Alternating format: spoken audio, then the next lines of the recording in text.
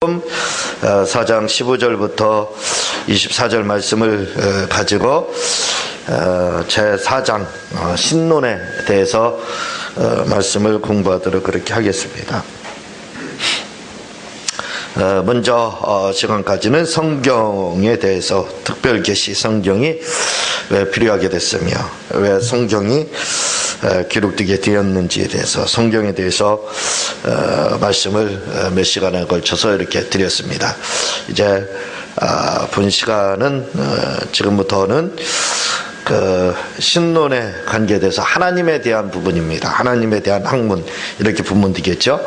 하나님은 도대체 어떤 분이시냐 하는 거에 대해서 다루게 됩니다. 그래서 그분의 그 본질이라든가 또 그 이름에 해당하는 명칭, 그리고 그분의 성격에 해당하는 속성, 그리고 삼위일체에 대해서 다루게 되고, 또 하나님의 계획과 그분의 사역이지, 하나님께서 하신 사역이 뭐냐 할 때는 하나님의 그 어떤 계획, 그리고 창조, 다스리는 섭리, 이런 부분을 이제 계속해서 다루게 되게 됩니다.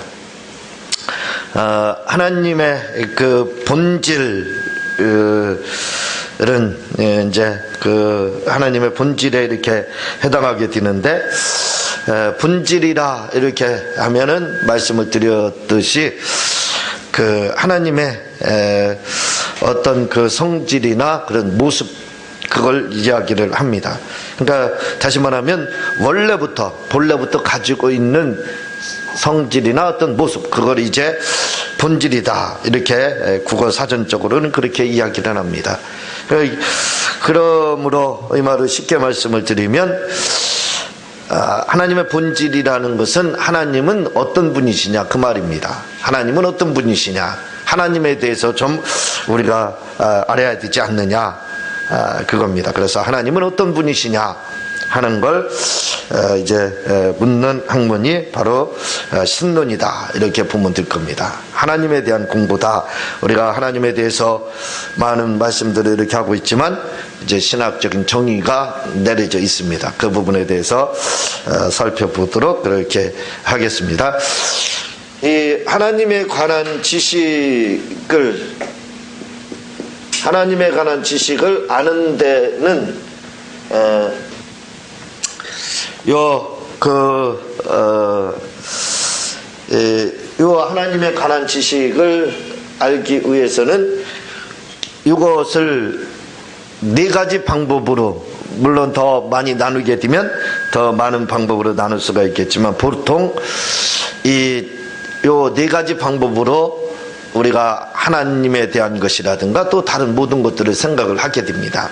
근데 이 네 가지라 하는 것을 다른 말로 뭐라고 이야기를 하냐면 철학의 범주다, 이렇게 말을 하는 거예요.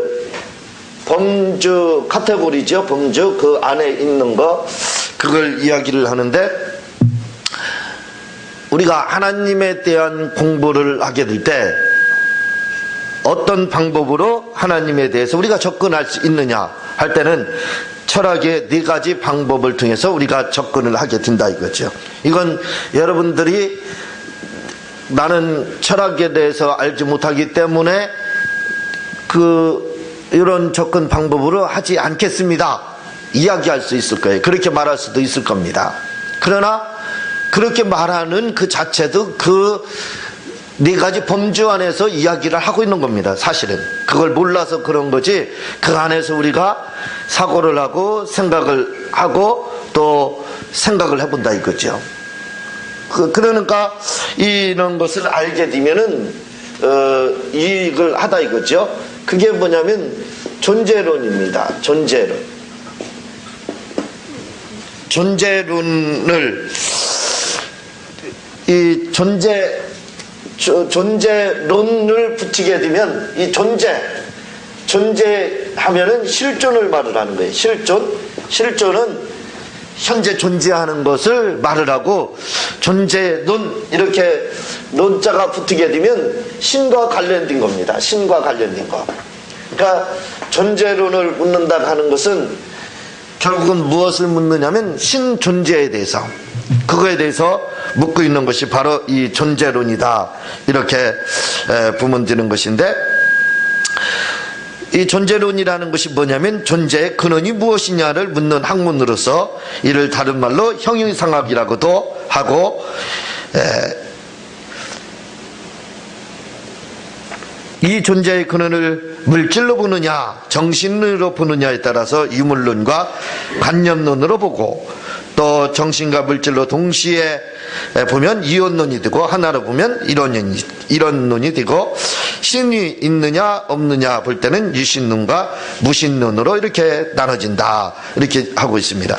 그러니까 존재론이라는 것은 간단하게 이야기를 하면 신존재를 묻는 겁니다. 신이 존재하느냐 안 존재하느냐, 그에 따라서 이제 여러 가지 생각도 해볼 것들은 많이 있지만, 다른 모든 것들은 따지고 들어가면 복잡하다 이거죠. 그래서 간단하게 존재론이다 하는 것은 뭐냐면 신이 존재하느냐 안 하느냐, 신의 유물을 묻는 것이 바로 이 존재론이다 라고 여러분들이 기억을 해 주시면 됩니다. 그리고 가치론이라는 게 있어요. 가치론.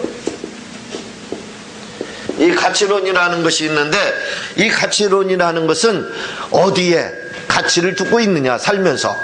다시 말하면 나는 살면서 즐기는 거에 관심이 있다 하면 쾌락주의입니다. 쾌락주의, 가치라는 것은 우리가 가치관 이렇게 말을 하죠. 가치관 또는 가치론 이렇게 이야기를 하는데, 이 가치관이다, 가치론 이렇게 이야기를 하면 가치가 들어간다는 것은 무엇을 더 가치를 두느냐, 다시 말하면 중요시 여기느냐 이 말입니다. 어떤 걸 더 중요시 여기느냐, 그게 바로 이제 가치관이거든요. 그걸 가치론 이렇게 이야기를 하는 겁니다. 그러니까 뭘 당신은 더 중요시 여기고 사느냐 할 때, 나는 즐기는 것을 중요시 여긴다. 그러면 그걸 뭐라고 그러냐면, 나는 쾌락을 중요시 여긴다 그러면 쾌락주의, 나는 실용을 중요시 여긴다 그러면 실용주의가 되는 겁니다. 실용주의라는 것은 자기 유리한 대로 행동하는 거예요. 내게 유리한 것을 선택하는 걸, 그걸 이제 실용주의 이렇게 이야기를 하는데, 나는 거기에 가치를 준다 그러면 실용주의자가 되는 것이고, 나는 하나님의 뜻대로 사는 데에 가치를 두고 있다 하면 이제 그 하나님의 뜻의 그 신론에 대한 그 가치관을 중요시 여긴다, 이렇게 우리가 보게 되는 겁니다. 그리고 세 번째가 논리학이 있어요. 그 성경 공부 시간에 별걸 다 배우죠. 근데 이 논리학은 어디에 가치를 두냐, 무엇에 가치를 두느냐, 신은 있느냐 없느냐, 이제 그런 것들을 묻는 것이라면, 논리학이라는 것은 신에 대한 접근 방법도 됩니다. 신에 대한 공부를 하는 데 있어서의 접근 방법, 그리고 또 이것은 우리가 생활하는데 지식을 얻는, 습득하는 과정에서 어떤 방법으로 나는 지식을 습득할 거다, 나는 지식을 얻을 것이다 하는 것입니다. 어떤 논리를 가지고 지식을 습득하느냐, 그걸 이제 묻는 거예요. 그래서 이 논리학에는 귀납법이라는 게 있습니다. 귀납법 잘 많이 들어봤죠. 이 소크라테스의 귀납법, 연역법, 아리스토텔레스의 연역법, 이렇게 이제 하고 헤겔의 변증법.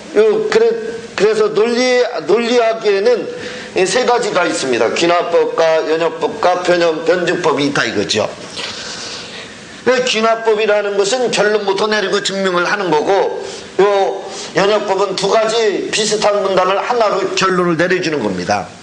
그리고 변증법은 이 사람의 주장과 전혀 반대의 주장을 가지고 새로운 나의 주장을 하나 만들어내는 게 이 변증법이에요.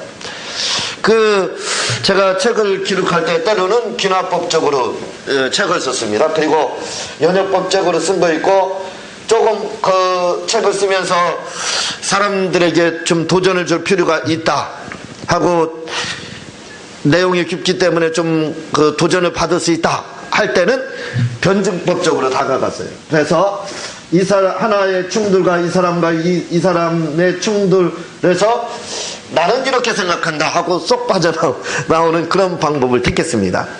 예. 자, 왜냐하면 요 주장과 요 주장에 이게 강한 주장인데 나의 이 주장을 여기서 강하게 하면 잘못하면 제가 나쁜 소리 듣거든요. 그래서 이 주장을 하는 사람과 이 주장이 정통적으로 내려온 거에 대해서 반역자가 있습니다. 반증하는 사람이 있다 이거죠. 그 주장을 끌어들여서 저의 주장을 이제 선택하는 방법으로 이렇게 책을 기록을 했습니다. 이렇게 그러니까 이 학문을 할 때에 필요한 것이 바로 이 세 가지 그 논리학으로 다 우리가 학문을 접근을 하고, 또 목사님들은 대부분 아무리 벗어난다고 해도 요 안에서 설교를 하게 됩니다. 그래서 설교 대부분의 제목 설교를 하면 이제 귀납법적으로 이렇게 가게 되는 거죠. 저는 연역법과 변증법을 좀 많이 사용하는 형식으로 이제 진행을 그렇게 합니다. 그래서 하나님에 대한 부분도 신론에 대한 그 접근도 요 세 가지 방법으로 접근을 한다 이거죠. 그렇게 생각을 요런 방법으로 우리가 하나님에 대한 정의를 내리게 된다 이거죠. 그리고 또 한 가지가 바로 뭐냐면 인식론. 이 인식론이라는 것은 지식을 말을 하고 있습니다. 어떻게 알고 있느냐? 하나님에 대한 부분과 하나님에 대한 부분을 어떻게 알고 있느냐? 너무 어렵지요. 네. 어떻게 당신은 인식하고 있느냐 그 말이에요. 알고 있느냐, 어떻게 지식을 갖고 있느냐, 이제 그런 말인데, 하나님에 대한 지식을 당신은 어떻게 하나님에 대해서 알고 있느냐, 하나님을 어떻게 알고 있느냐, 어떻게 해서 알고 있느냐. 그러니까 지식을 습득하는 방법에 있어서 어떤 방법으로 당신은 하나님에 대한 지식을 가졌느냐 이 말입니다. 어떻게 하나님을 아는 데 있어서 어떤 지식을 중심으로 해서, 어떤 지식을 근본으로 해서 하나님에 대한 이해를 갖게 됐느냐 그 말입니다. 그게 이제 인식론이거든요. 그래서 이 인식론에는 두 가지가 있게 돼요. 그것은 뭐냐면 생득적 지식, 후천적 지식, 이렇게 이제 나눠집니다. 그래서 이 생득적 지식이다 이렇게 이야기를 하면, 이 생득적이라는 것은 말표현을 제가 생득적이다 이렇게 이야기를 해서 그렇지 이미 설명을 다 한 겁니다. 그것은 뭐냐면 우리가 하나님을 아는 데 있어서 하나님을 아는 것, 이 하나님을 아는 이 지식을 갖는 데 있어서 어떤 방법으로 하나님에 대해서 알았느냐 이 말입니다. 그 지식을 가졌느냐 이거예요. 그래서 어떤 사람은 생득적이라고 해서 선언적 지식, 다시 말하면 하나님을 우리가 알 수 있었던 그 기준은 비록 우리가 죄로 인해서 우리가 타락을 했지만 하나님에 대한 그 지식을 우리가 유전적으로 가지고 태어났다 그 말입니다. 먼저 여러분들에게 제가 종교에 대해서, 성경에 대해서 설명드리면서 누차에 걸쳐서 말씀드린 부분이 있죠. 그걸 이제 다르게 표현해서 생득적 지식이다 이렇게 하는 거예요. 그러니까 하나님에 대한 지식을 어떻게 갖게 됐느냐 할 때, 그것은 후천적인 것이 아니라 하나님이 우리에게, 비록 죄 때문에 우리가 타락을 했지만 하나님에 대한 그 종교심을 우리에게 주셨다. 그러니까 종교심을 바로 의미하는 거예요. 그 종교심을 우리에게 하나님께서 남겨두셨기 때문에 그 종교심을 가지고 그걸 밑바탕으로 해서 이제 계시와 특별 계시를 통해서 우리가 하나님에 대해서 알게 됐다, 하나님에 대한 지식을 갖게 됐다, 그렇게 주장하는 거지요. 이게 이제 칸트의 주장이죠. 저는 요걸 주장을 하는 겁니다. 그리고 후천적인 지식이라는 것은 이제 영국의 경험론을 바탕으로 해서 시작되는 건데, 체험을 통해서, 다시 말하면 일반 계시라든가 특별 계시, 이런 그 자연 계시나 일반 계시나 이런 특별 계시를 배우고 연구하는 과정에서 그래 들어보니까 하나님이 계신 것 같다 해서 후천적으로 하나님에 대한 지식을 가졌느냐 그겁니다. 지식, 하나님에 대한 지식을 갖는데 두 가지 방법이 있다 이거죠. 타고나면서 하나님이 그걸 그냥 지식을 처음부터 우리 속에 가지고 넣어줬느냐 유전적으로, 아니면 그런 게 어딨냐. 우리는 죄로 타락해서 전혀 하나님에 대한 관심이 없다, 하나님에 대해서 알지 못한다. 그걸 우리가 일반 계시라든가 자연 만물이죠, 그런 것들을 통해서 또는 우리의 양심을 통해서 또는 성경 말씀을 공부하다 보니까 하나님이 이제 계심을 안다. 그래서 후천적으로다. 원래 하나님을 알 만한 지식은 우리에게 없지만 후천적으로 하나님이 우리에게 이렇게 계시를 통해서 가르쳐줬기 때문에 그때 우리가 알게 됐다, 하나님에 대해서. 이제 그걸 주장하는 거예요. 그래서 하나님에 대해서 알게 됐다라고 주장하는 것이 바로 인식론에 해당하다 이거죠. 근데 제가 말씀을 드렸듯이 우리에게는 이미 종교의 씨앗이라고 하는 선언적 지식이라고 하는 상급적 지식을 이미 가지고 있습니다. 그래서 유전적으로 이미 종교심을 하나님이 우리에게 죄로 타락을 했지만 그 종교심이라고 하는 유전인자는 변하지 않고 있어요. 오히려 그 유전인자 속에 죄 성분이 포함이 된 거지, 그 유전인자는 계속 처음부터 아담 때부터 있었던 겁니다. 그럼 그 유전인자라고 하는 그 속에 바로 그 종교심도 우리에게 하나님 주셨다 이거죠. 그걸 바탕으로 해서 우리가 하나님에 대해서 알게 됐다 하는 것이 이제 그 인식론의 바로 이 생득적 지식이다, 이렇게 보면 되는 겁니다.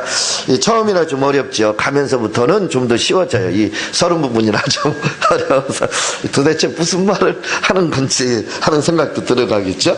조금 더 이제 쉬워집니다. 이건 서론 조금 이 중에서도 서론 중에서도 조금 이제 또 서론에 해당한 부분을 이렇게 말씀을 드렸어요. 자, 그러면 이제 그 하나님에 대한 지식을 이렇게 갖게 됐는데, 성경에서는 특별계시라고 하면 성경이라고 하죠.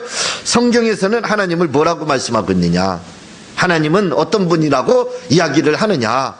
그래서 성경에 나타난 하나님에 대해서 하나님이 도대체 어떤 분이냐 하고 성경이 정의를 한다 이거죠. 그 말씀은 성경에서는 하나님을 어떤 분이라고 하냐면, 이걸 지우면 조금 쉬워지겠죠? 그러면 성경에서 하나님을 어떤 분이라고 하냐면 하나님은 영이시다, 하나님은 영이시다 이 말입니다. 영이시다 그 말이에요. 그래서 지금 사마리아 여인과 주님과의 대화의 관계에 보게 되면 주님이 하나님에 대해서 정의를 내려드립니다. 그렇죠. 하나님이 어떤 분이신지에 대해서, 왜 우리가 신령과 진정으로 예배를 드려야 되느냐. 그 23절 아버지께서 참으로 예배하는 자들은 신령과 진정으로 예배할 때가 오나니 곧 이때라. 아버지께서는 이렇게 자기에게 예배하는 자들을 찾으시느니라. 24절은 여러분들이 읽어주세요. 시작. 하나님은 영이시니 예배하는 자가 신령과 진정으로 예배를 하시니라. 영이시다. 그래서 신령과 진정으로 예배를 드려야 된다 이 이야기를 하고 있습니다. 신령이라는 것은 성령의 임재 가운데 예배를 드려야 된다는 거예요. 진리라는 알레데이아란, 진정이라는 것은 알레데이아, 진리를 말을 하고 있습니다. 그러니까 진실된 마음으로 예배를 드려야 된다는 거예요. 성령의 임재를 기다리면서 진실된 마음으로 하나님께 예배를 드려라. 왜냐하면 하나님은 영이시기 때문에 그러시다, 이렇게 이야기를 지금 하고 있는 겁니다. 예수님이 소개한 하나님은 영이시다, 이렇게 이야기를 하고 있어요. 그래서 영이라고 할 때는 뭘 생각해야 되냐면, 영은 볼 수가 없습니다. 그러나 존재한다 이거죠. 우리가 공기를 볼 수 없는 것처럼, 그러나 공기가 보이지 않지만 존재하고, 우리의 감정이 있습니다. 우리가 사랑하고 미워하고 이런 감정도 있어요. 이런 감정도 있지만 그게 보입니까? 보이지 않는다 이거죠. 우리가 생각이라는 것을 가지고 있어요. 보이지 않습니다. 그러나 존재한다 이거죠. 바람이라는 것이 붑니다. 그게 보이지 않지만 존재합니다. 실존한다 이 말이죠. 왜? 영이라는 것은 바로 그와 같다 이거지. 하나님은 영이시다 할 때는 바로 보이지 않지만 그렇게 존재한다. 또는 하나님이 영이시라 할 때는 볼 수가 없다, 또 느낄 수가 없다 하는 그런 뜻을 가지고 있습니다. 그렇지만 그분은 존재하신다. 이렇게 하나님이 영이시기 때문에 이 편재성이라고 했지요. 유비쿼터스, 편재성. 어디에나 하나님께서는 바로 시공간을 초월해서 존재할 수 있는 거예요. 왜냐하면 하나님이 영이시기 때문에. 자, 또 하나님은, 하나님에 대해서 뭐라고 이야기를 하냐면 성경에서는 하나님은 인격을 가지고 계시다. 인격적이시다. 인격을 가지고 계시다. 그렇죠. 하나님은 인격을 가지고 계십니다. 그래서 그분은 때로는 우리에게 실망도 하실 때가 있고, 또 우리가 잘할 때는 하나님께서 기뻐하시기도 하고, 또 그분을 기쁘게 해드리면 하나님께서 우리에게 복도 영원히 잘 주고, 또 강건하게 되고, 물질의 복도 하나님께서 이렇게 주신다 이것이죠. 왜? 인격이 있기 때문에. 하나님에게는, 하나님은 영이시지만 인격을 가지고 계시다 이거지. 지정의를 가지고 계시다. 그래서 우리가 느끼는 그 감정의 그 모든 부분을 하나님도 느끼실 수 있다 이거죠. 인격을 가지고 있기 때문에 그분은 오실 수도 있고 또 가실 수도 있고, 또 말씀을 하시기도 하시고, 또 때로는 벌을 베푸시기도 하시고, 또 은혜를 베푸시기도 하시고. 그게 뭐냐면 하나님은 인격을 가지고 계시다. 성경이 말씀하는 하나님이에요. 자, 따라해 보세요. 성경이 말하는 하나님은 영이시다. 예, 하나님은 인격적이시다. 예. 그리고 성경에서 말하는 하나님은 온전하시고 완전하시다. 이렇게 이야기를 하고 있습니다. 이게 무슨 말씀이냐면, 온전하시고 완전하시다라는 말은, 온전하다라는 것은 하나님은 전혀 흠이 없으시다 이거죠. 하나님으로서 조금도 부족함이 없다 이거죠. 다시 말하면 걔는 걔대로 부족함이 없어요. 걔는 걔대로 온전하다 이거죠. 부족함이 없고 뭔가 잘못된 점이 없다 이거죠. 걔로서 충분하다 이거죠. 사람은 사람으로서 충분한 거. 그걸 온전하다 하는 거고, 완전하다 할 때는 빈틈이 없다 이거죠. 조금 더 부족함이나 모자람이 없다 그런 뜻입니다. 그 말이 거의 비슷한 거예요. 말 그대로 완전하다 할 때는 온전하다 할 때는 그냥 온전한 거, 그 존재로서 온전한 걸 말을 하고, 걔나 사람으로서 온전한 걸 말을 하고, 걔가 사람이 아니잖아요. 사람은 사람이잖아요. 그게 온전하다는 거고, 완전하다는 말은 완벽하다는 뜻입니다. 조금 더 모자람이 없고 부족함이 없는 그 완벽하다 그런 뜻이 완전하다 그런 뜻을 가지고 있어요. 그래서 하나님에 대해서 정확하게 이야기하려면 뭐냐면, 하나님은 온전하시고 완전하시다. 이렇게 이제 우리가 이야기를 해야 됩니다. 그리고 성경에서 말하는 하나님은 또한, 그의 그의 완전성은 동일하시다. 동일하시다. 이렇게 말을 하고 있어요. 이 동일하시다라는 말이 무슨 말이냐면 바로 삼위일체를 말을 하는 거예요. 삼위일체의 하나님의 일체시다 이 말입니다. 하나님은 일체의 하나님이시다 그런 뜻을 가지고 있는 거예요. 그래서 성경에서는 하나님을 뭐라고 하냐면, 하나님은 영이시고, 하나님은 인격적이시고, 하나님은 온전하시고 완전하시고, 그리고 그분은 단일성, 다시 말하면 이렇게 동일하시다. 삼위 하나님이 동일하시다 이거죠. 아버지, 아들, 성령님이 격차가 있는 게 아니에요. 위계 질서가 있어서 아버지가 아들보다 크고 아들은 성령보다 크고 그게 아니라는 거예요. 아버지 하나님이나 아들 하나님이나 성령 하나님이나 하나님은 그 하나님으로서의 그 일체가 동일하시다 그 말입니다. 하나님은 동일하시다 그런 말씀이에요. 그리고 이제 하나님의 그 존재에 대해서도 여러 가지, 하나님의 그 존재를 그러면 어떻게 증명할 것이냐, 하나님에 대한 그 증명입니다. 그 증명에서 5가지 증명이 있는데, 하나는 그게 뭐냐면 우주론적인 증명, 다시 말하면 원인론적 증명이다. 이제 그렇게 이야기를 하는데, 그건 뭐냐면 이 우주가 엄청나게 큰데 그 우주의 원인을 분석하고 추적을 하다 보면 원인이 등장해요. 그렇죠?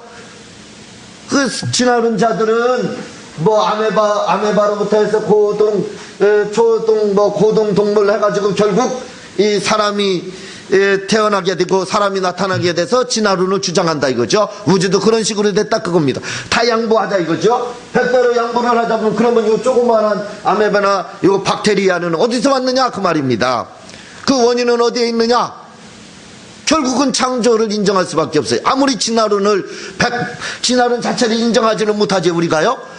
인정할 수가 없습니다. 왜냐하면 창세기에 벌써 새는 새대로 동물은 동물대로 하늘은 하늘대로 다 구별해서 벌써 창조를 했어요.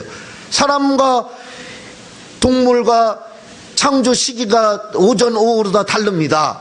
그렇게 나오고 있어요. 그러니까 동물과 사람은 완전히 다른 존재로 다 성경은 창조됐다 그러는 거예요. 근데 진화론은 그게 아니라 진화가 됐다 이거죠. 그래서 그걸까지 다 양보하자 이거죠. 그래 원숭이가 변해서 사람 됐다, 그거 그냥 양보를 하자 이겁니다. 양보할 수 없는 거지만, 그렇지만 그 원숭이는 어디서 왔느냐? 요 점에서 왔다. 그럼 그 점은 어디에서 왔느냐 이 말이에요. 그러면 결국은 아무리 양보를 할 수 없는 가운데지만 양보했다 할지라도 결국은 창조론이 등장되는 거예요. 그게 아니면 설명이 안 되는 겁니다. 예? 그래서 요즘에는 진화론자들이 양보를 합니다. 양보하는 게 아니죠. 어쩔 수 없이 논리적으로 밀리는 거죠. 왜냐하면 밀릴 수밖에 없습니다. 그래서 지금은 창조론적 진화론을 주장을 또 하는 거예요. 그렇게 주장을 왜? 맞다. 창조는 됐다. 그리고 진화됐다 이렇게 하는 거예요. 그러나 성경은 그것조차도 양보하지 못합니다. 아니다. 하나님께서는 처음 창조하실 때부터 개체적으로 완벽하게 창조하셨다. 이게 이제 우주론적 존재로서 이렇게 창조한 이 최초의 원인을 창조하신 분이 누구냐? 바로 하나님이시다. 이렇게 이제 이야기를 하고 또 목적론적 증명이 있습니다. 사람이 시계를 만들고 자동차를 만들어도 어떤 목적이 있어서 만들었지 그냥 만들었느냐? 아니거든요. 그리고 모든 우주라든가 모든 것은 어떤 목적을 향해서 간다 이거죠.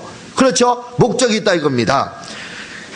그와 마찬가지로 이 거대한 우주가 그냥 저절로 될 수 있느냐? 여러분, 그 자동차를 만들려면요 부속이 2만 개인가 넘게 들어간대요.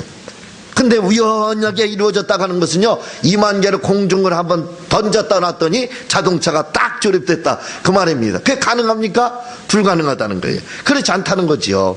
누군가 목적이 있어서 창조를 했다 이겁니다. 사람도 목적이 있으니까 만들었다 이거죠. 그래서 목적론적 증명으로 하나님이 계심을 또 증명을 하고, 도덕론적 하나님이 없다 있다 그러지만 당신의 양심이 뭐라 하느냐? 제가 먼저 종교에 대해서 말씀드리면서 제가 예수 믿지 않았을 때 저 우상 앞에 절하는데도 이게 내가 뭐 하는 짓인지 그런 생각이 들더라 이거죠. 이건 아니다. 진짜 신이 따로 있을 거다 하는 생각이 들더라 이겁니다. 이건 제가 안 믿어봤을 때 그 일을 해봤기 때문에 알아요. 그런데 그게 바로 도덕론적 증명의 학문적으로 이렇게 이야기를 하고 있습니다. 당신 양심이 그걸 하나님이 계시다고 얘기하지 않느냐? 잘 들어봐라 그 말입니다. 그러니까 하나님이 계시다 이거죠. 또한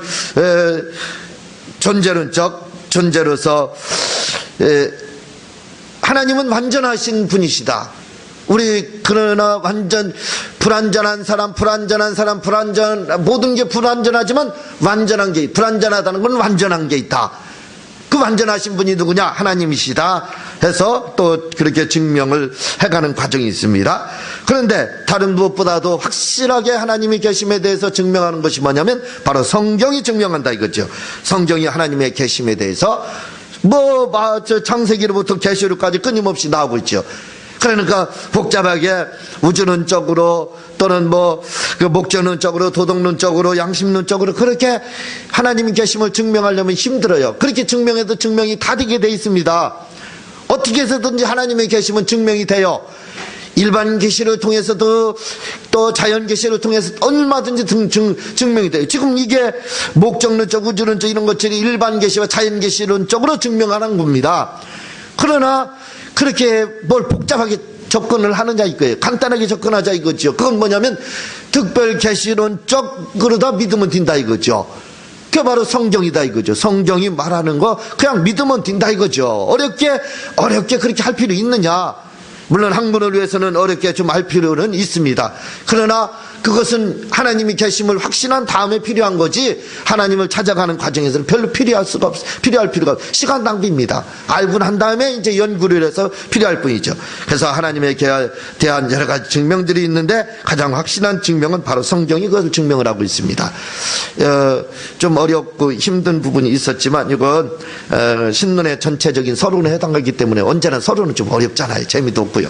다음 시간에 좀 더 이제 다른 부분에 대해서 더 깊이 하나님에 대해서 말씀을 드리도록 하겠습니다. 이 시간이 중요한 이유는요, 이제 하나님이 어떤 분인지를 우리가 알게 되는 거예요. 신론을 통해서요. 여러분들이 잘 배워서 하나님이 어떤 분이신지를 확실히 아시기를 바랍니다. 기도하고 주님 가르친 기도를 마치겠습니다. 하나님 아버지 감사합니다. 이제 우리가 하나님에 대한 학문을 배우게 되었습니다. 하나님 아버지, 첫째 시간이라 좀 어렵고 힘든 부분이 있지만 이제 우리가 하나님에 대한 부분을 잘 알므로 말미암아 하나님을 잘 이해하고 하나님을 잘 아는 지식을 가짐으로 말미암아 신앙생활에 대해 유익한 신앙생활을 하기에 부족함이 없도록 도와주시옵소서. 예수님의 이름으로 기도합니다. 아멘.